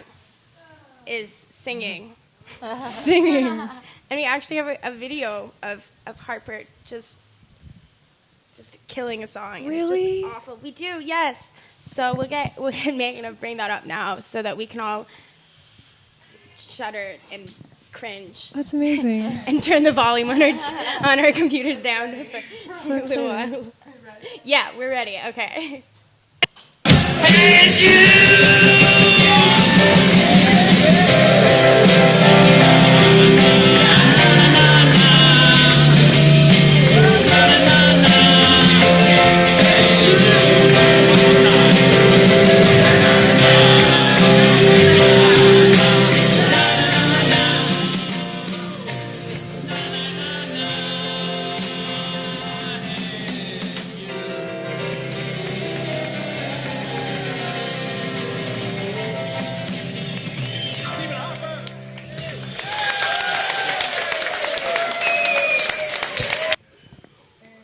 Okay, so these lovely ladies are going to give us some information now if people are interested in getting involved in their movement. Yes, so we are, again, Power of the Pussy.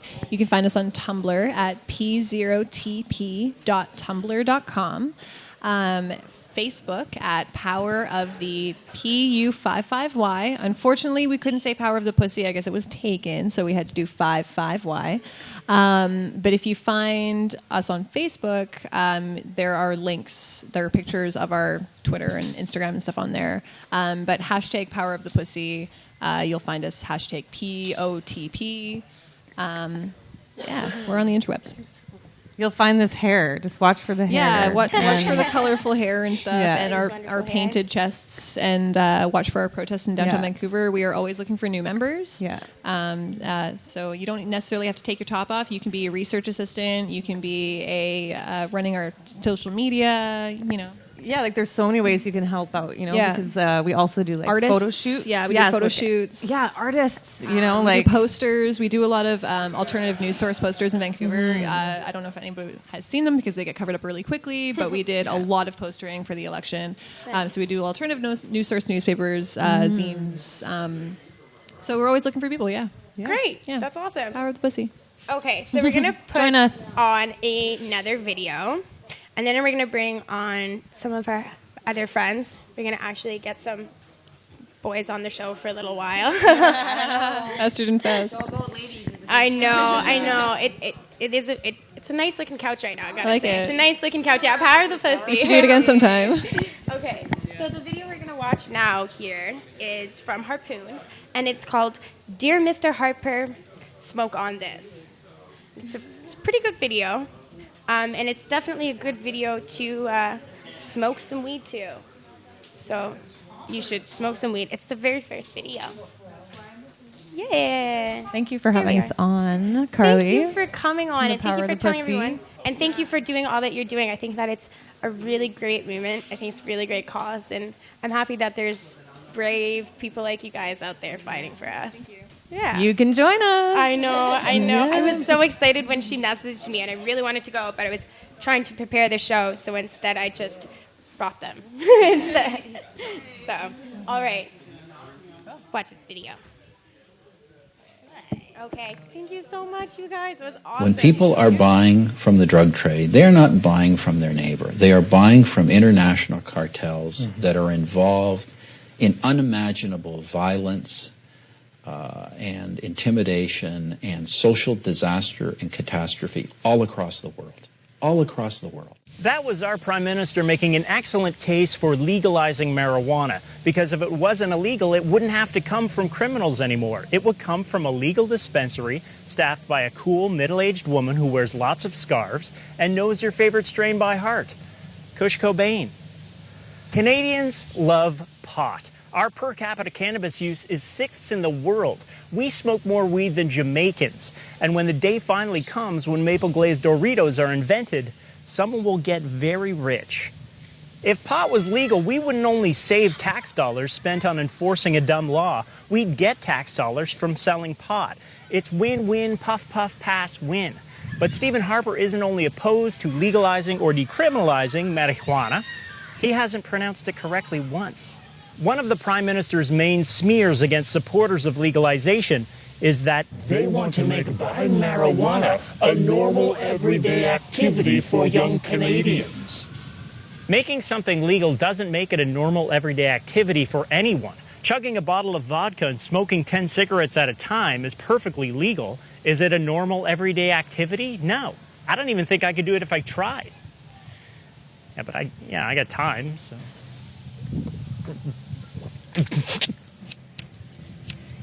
Let's say you meet an alien who just arrived on Earth, and you lay out in front of them 4 bowls of tobacco, alcohol, pot, and sugar. Yeah, sugar. And you explain to them that the 3 of those things that kill thousands of Canadians a year are legal, but the one whose negative health impacts are comparatively non-existent is illegal. It would blow that alien's mind. Assuming it had a mind, and it could understand English, and it didn't just immediately stick a straw into you and drink you like a milkshake. In Canada, alcohol is monopolized by the government. They make enormous profits off a substance that, while delicious and a crucial social crutch for introverts, leads to far more social decay and violence than pot. Alcohol makes you act like an asshole. Pot just makes you eat like an asshole.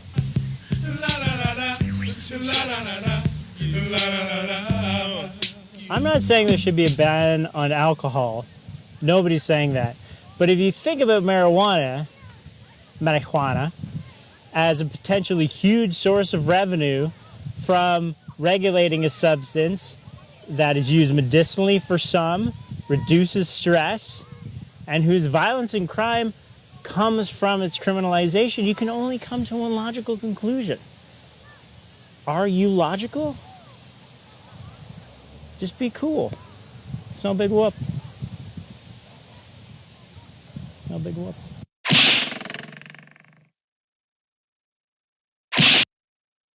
I read it. It's pretty fun.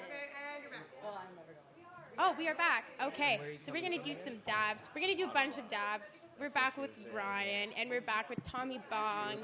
And these guys always get me so high when we hang out on dabs. And, yeah, why don't we talk a little bit about what we're going to be smoking on? Because it is so pretty looking. So pretty looking. Definitely. Are you ready here, Carly? Yeah, oh, yeah, I'm ready. It looks like you're first. Oh, my gosh.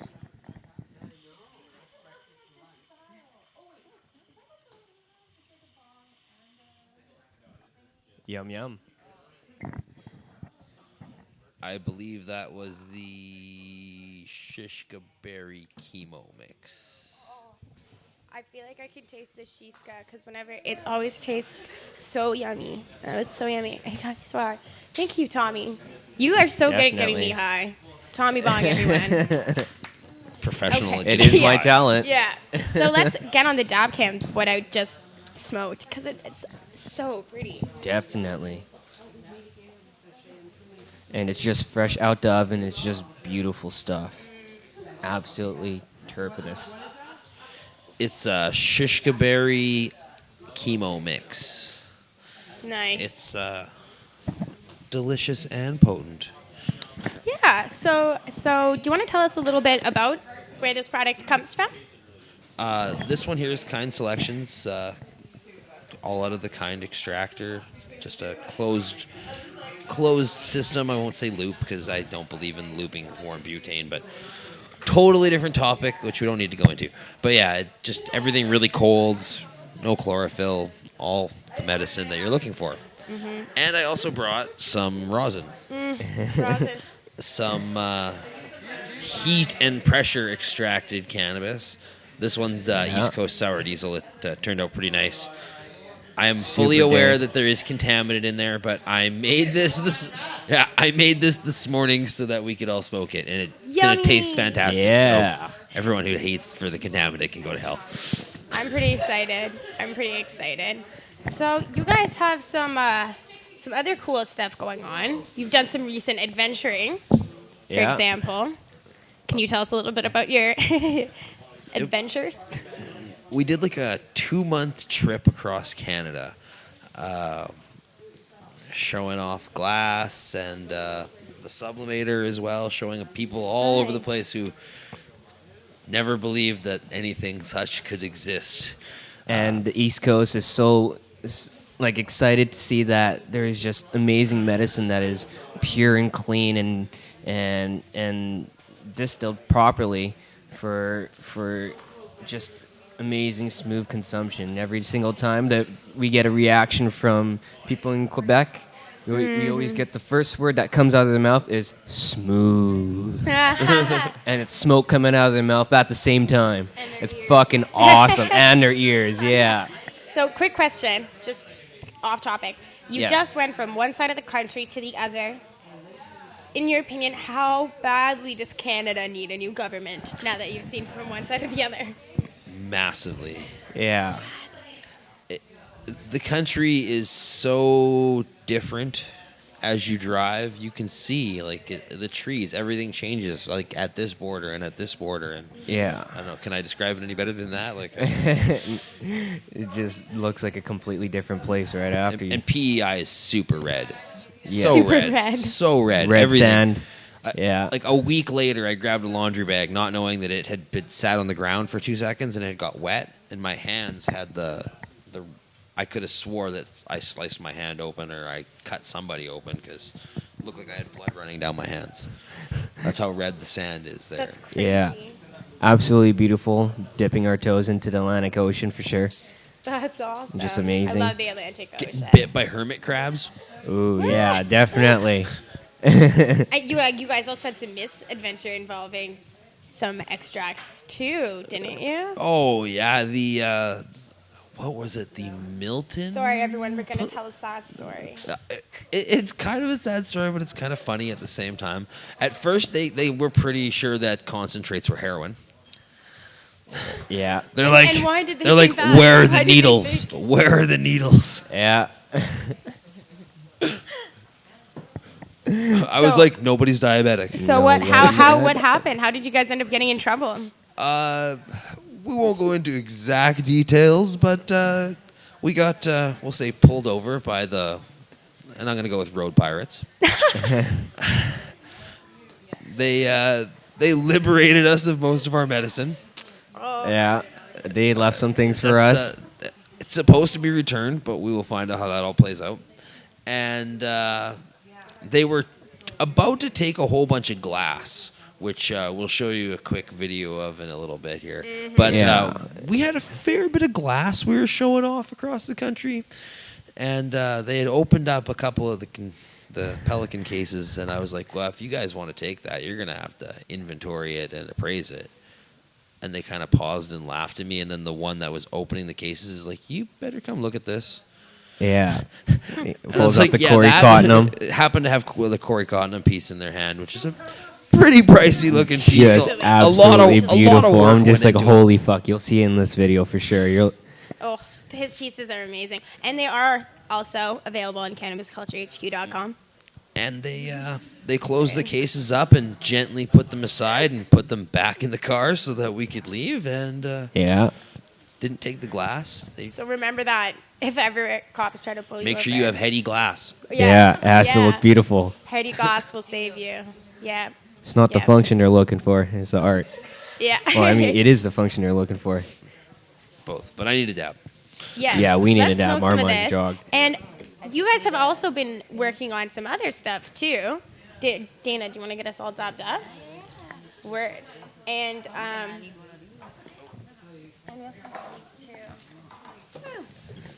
you guys have also been working on a new show for Pot TV as well.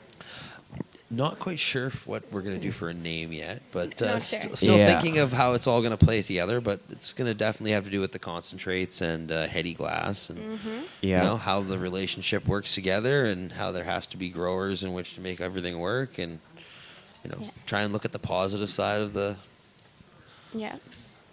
Yeah. The other day movement. I was in the office and Tommy came in and he had all this extract and we were dabbing and he got me so high that I actually I went to look after Mark and Jody's cat because they're in Toronto, and I sat on the couch for 2 seconds and I just KO'd. But anyways, when we were in the office, he showed me a little clip of this TV show, Tommy's still working on it and still putting stuff together, but it's a bit of a sneak preview that we have here. Yes. And I've got to say, personally, I'm really excited. It looks pretty good, guys. So if you have dabs, now is the time to smoke them because we're going to watch this video.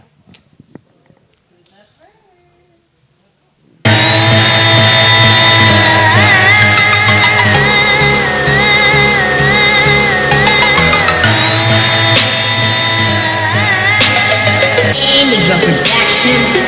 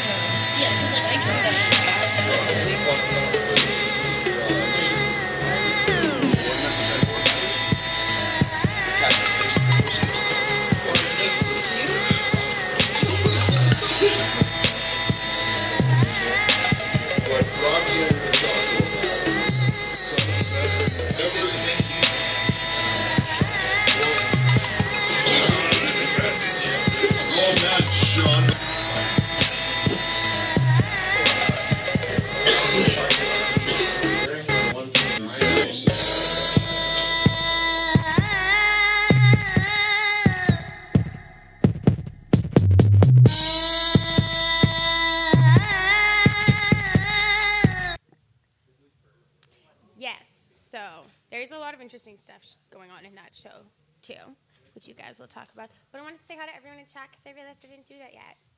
And I love you all. So I'm not sure who's in chat today. But oh, hi, Dare. Oh, well. Yeah. Yeah. Hello, hello. Love you, 28 dabs. Love you all. Yeah. Sweet. Okay, so I'm going to take this big dab. Is it a big dab? Should be a big dab. Okay, good. And you guys I can like tell us a that. little bit more about the show that's coming out. Okay, well, we did quite a thing. You saw a little bit of we're going to say the gauntlet in Skunk Funk in Saskatoon. Yeah, in our first visit here. Yeah, and the first visit across, we ripped it pretty hard to get as far east as we could in the first few days. We only really stopped in Saskatoon and when we blew up some tires, but yeah, we did stop in Winnipeg long enough to get a little bit of footage and interview Glenn Price. Definitely, we got to spend some time with Glenn to see what's up with Winnipeg and see how his lounge is, and he was really happy to share some of the stuff that he's been experiencing for the past couple of days while we were there. Him being also not having dispensary open, he still has his lounge operating. That's good. And they're leaving that alone. They say that's totally fine. So we smoked his lounge out, of course. Exactly. Yeah, Definitely. you did show me. Tommy showed me a little clip of the interview Yeah. with Glenn Price. It's a really great interview. You guys have got some really good footage there. We popped into a few different head shops and lounges and tried to get different stories from what the most entertaining people to come and talk to you are. And Niagara Falls was pretty good too. The people at Puff Dogs Lounge, those people were amazing. Apparently, they have these things called Heady Nights, and they're like every third Friday of the month. And so I went to this event here. Thankfully, I was there when it happened.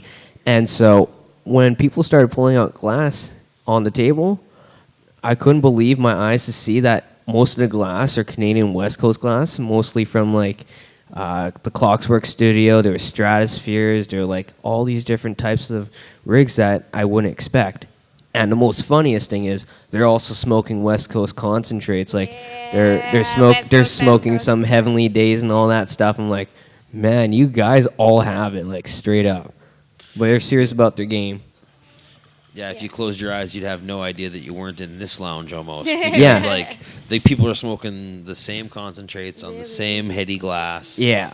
That's funny. And so they have... So we're and- really setting the trends out here, I guess. Yeah. All the way across Canada. That's great. And so the awesome thing is they also have a smoke shop out there in St. Catharines. It's called the Higher Society Smoke Shop. I guess that's also another retailer of one of the mothership glass. And so they also, we've gone to their store and we just saw amazing glass pieces that were just laid out in a showcase, and it was just awesome to be there. It was just amazing to see glass back from home. That's awesome. Well, we'll do some more dabs, but I have one more article to kind of wrap up a little bit about the election stuff. Just, it's a scary sentence, but everyone is so nervous and scared that I just want everyone to have a backup plan just in case. And I found this article called "What to Do in the Event You Wake Up Tuesday Morning and Stephen Harper is Still Prime Minister." I know. It hurts to even say it, but we should be just...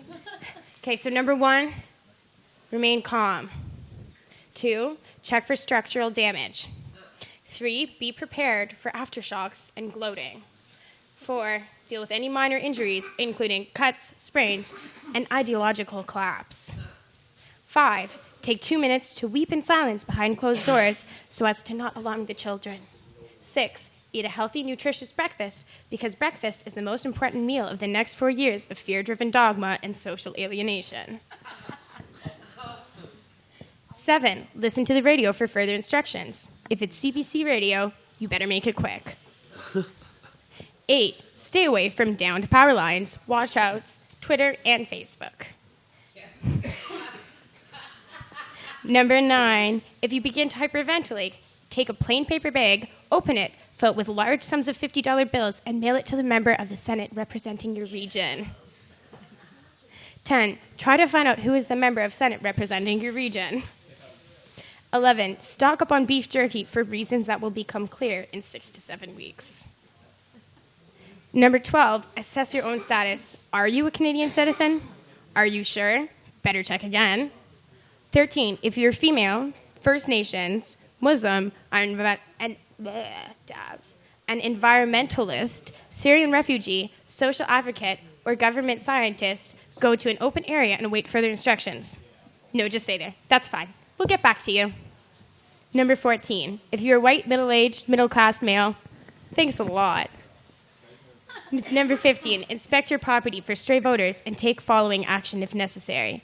A. While it might be difficult to differentiate liberals from conservatives, note that liberals will have glazed, stunned expressions on their faces and be walking in a daze, completely susceptible to others' commands.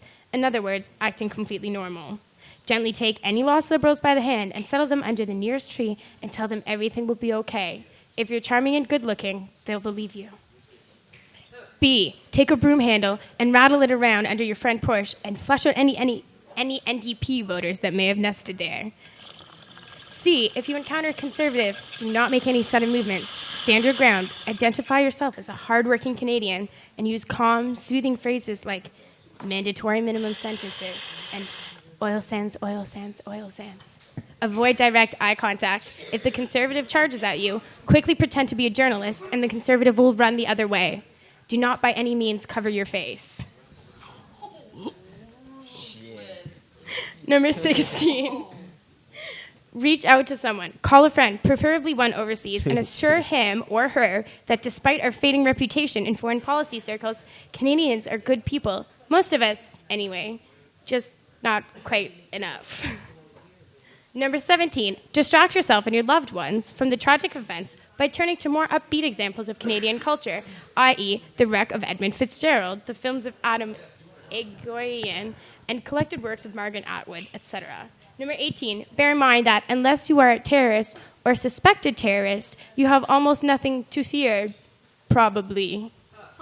Number 19, if you have young children, gather them around and explain that sometimes bad prime ministers happen to good countries and that in the coming days, they may see some disturbing images of unjustifiably smug politicians. Remind them that governments come and governments go, that we still live in a country where it's safe to walk outside, neighbors are generous, opportunities are infinite, and overblown rhetoric is taken with a grain of salt, and that at least it's not Jason Kenney. Number 20, at least not yet. So, yes. Go out and vote if you haven't already, because it's so important that Harper does not stay in power. It's so scary what will happen to our country. And on that note, we're going to take some dabs. Yeah.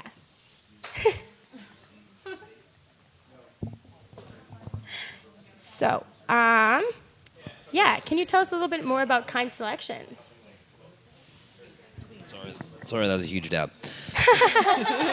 You're welcome. She's good. She's good. She's new to the dabbing scene too, and she's already great at getting people high. So it's awesome. It's You're like awesome. It's true. I melted her Yeah? into her couch. Was it Kind Selections? No, unfortunately not, because Kind Selections had not returned from the Prairie Medicinal Harvest Cup. Yeah, we were there. We were all out there. I was anxiously awaiting the return, though, and talking about how much I wanted Kind Selections to come back, because I love Kind Selections. Yeah, the Prairie Harvest Cup was awesome, too. That's good. Yeah, how did Definitely. you guys enjoy the Prairie Harvest Cup? It was just amazing. Always one of my favorite events of the year. Jeff's awesome. Jeff, Karen. Always, yeah. They're just amazing. They hosted such an I think amazing they should event. be out here soon-ish. Yeah, I believe they're coming to the Harvest Moon Cup, the Snoop Dogg event. Oh, Tommy, you had an interesting piece that you wanted to show off on the show, actually. I did, if I could. Let me get. Here, I'll get up and you can sneak past this piece. Spin around. Definitely. That's the East Coast sour diesel rosin, I believe. Yeah. Solventless. Yeah, it's pretty fresh, too. Oh, very, very fresh. Super fresh. Oh my goodness, that is delicious. Mmm. Tasty. Freshly squeezed. Freshly squeezed. Yeah, I like it. Oh wow. I like the way that sounds, actually. It gets you Freshly high. squeezed. Freshly Yeah. squeezed. That is nice. So let's see this cool piece of yours, Tommy. Definitely. If I can get by Take you. it for a spin.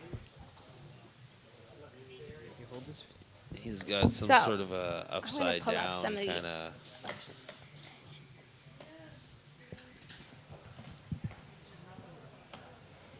So Miss Dana J. Miss Carly Marley. How have you been enjoying the BC Bud? The BC Bud is impeccable. The BC bars are amazing, and the BC boys are even hotter. Just love Vancouver. Really awesome. Yeah, no, it's really nice not to just, get regular N39s or like, hey, guy, this is exotic. Actually, no, you just put juicy drops in my pod. It's nice to actually come to BC and have real bud. My God. That actually tastes like that without the juicy drops. So nice. It's true. What did I smoke the other day? Something that tastes like Fruit Loops. What? Not in Ottawa. Not in Ottawa. No, that's mostly. It was a Grape God, I believe it was, that we were smoking, which is such a great strain. And I'm just letting everyone know. I'm looking up here on Google the election results so far. So far, there has been 27 seats declared, and so far, all 27 seats are Liberal. So we are well on our way to getting rid of Harper, which is awesome. It's Awesome. too soon to say anything yet, but that's good. That's good. So keep voting if you haven't yet. Still open. Super important. And if you have voted, then keep dabbing. Because that's also important. I wish they would just let you vote a couple times, especially in this scenario. It's true. It's true. And also, I've met a couple people who are worried that their voting card didn't show up or they're not registered. It doesn't matter. Grab whatever ID you can. Go to the polling station. They will get you registered. They will let you vote. Miss Danks had just gone here a couple days before, and I just vouched for her. Advanced. Yeah, I we was went to the eager in my advanced. new city. I was eager. Yeah, me, Yeah. Danks, Went and to the- Jeremiah all went and voted the advanced polls with 10 minutes left on the last Literally, day. though, literally. We snuck in there. Yeah. Eager, but still procrastinating to the last 10 minutes. That's perfect. Hey, at least they made it. At least they made before. it. Yeah, I They made made it. it. That's all that matters. Yep. And the other thing is there's a lot of first-time voters. I am a first-time voter, and I'm coming from Ottawa. You feel a little bit smothered by politics, I find. You kind of feel like it's the thing that everyone's kind of forced to get into. So a lot of the time you end up finding yourself wanting to avoid it. So I didn't want to get as involved in politics as I should. And after moving out here and, just to prove the stereotype wrong, getting involved with the PA movement, I've become more involved in politics than I ever have. And there's a lot of people who are talking on Facebook who I've never seen really voice themselves politically. And there's a lot of people going out and voting for the first time. There's a lot of people bringing friends to vote, which is so awesome. You know what's nice about it, though? A lot of it is new people. The younger people, the younger crowd, they're really stepping up. And you know what? It's nice to see. Because a couple of years ago, when we first were able to vote, there was nobody voting.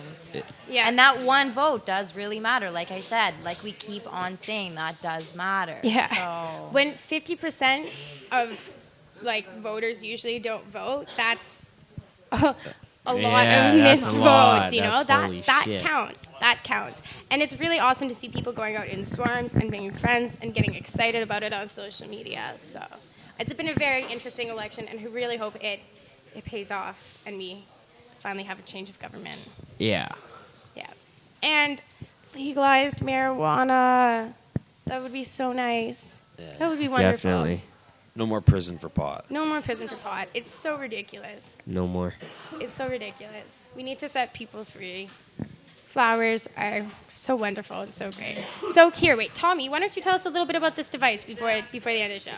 Definitely. So this is a nectar collector, and I have a custom adapter here that allows us to fit onto this amazing Hitman hourglass piece I have here. Why don't you grab this here? I'm going to give you that. It's smoking a bit. And I'm going to put this underneath. Give it a go. Suck that in. Come on, keep going, keep going, keep going. That is a hefty dab. Yeah, she took like pretty much almost the whole thing. Look at her. She's trying to hold it in. She's trying not to die. She's trying not to die. You can do it. Pull it together. Yeah. You know it. Yeah. I thought you were going to pass the bong. Like, here, drink some of this.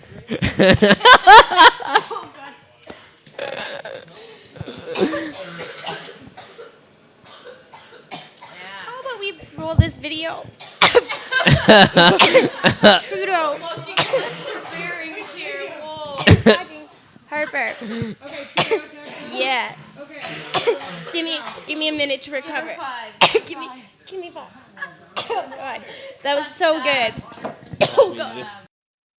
Creates strawman arguments, creates fears of massive voter fraud. When his party was pressed on examples of people fraudulently voting, they weren't able to prove anything. Indeed, some of his MPs mistakenly testified to things that they actually hadn't seen. The fact of the matter is, the job of Elections Canada, and what we should look at as a goal as a country, is to try and encourage as many people as possible to vote.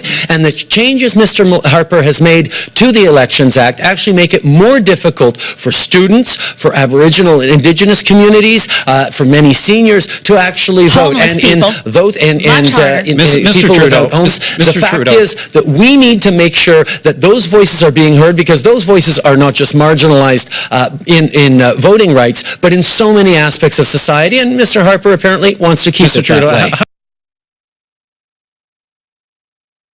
Barry? Okay. And chemo. So I think we're back. No. Okay.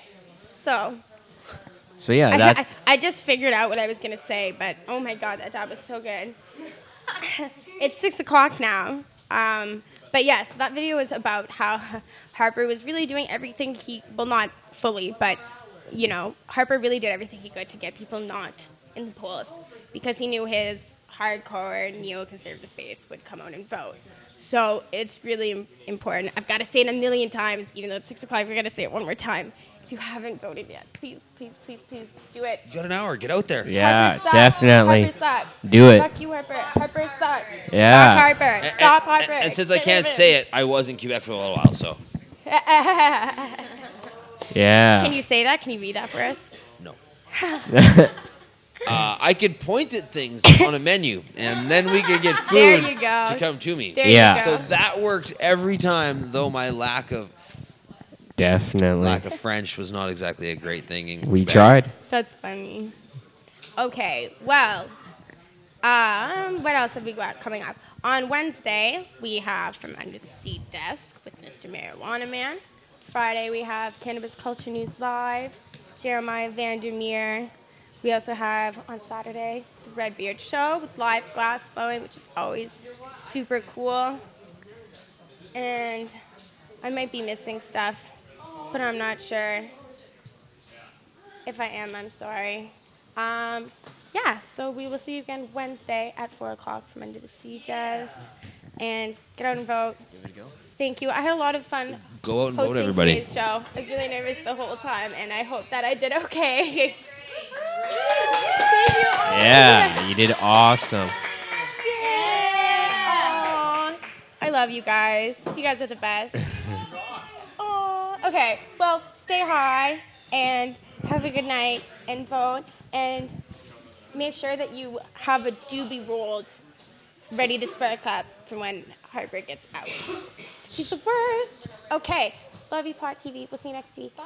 See ya.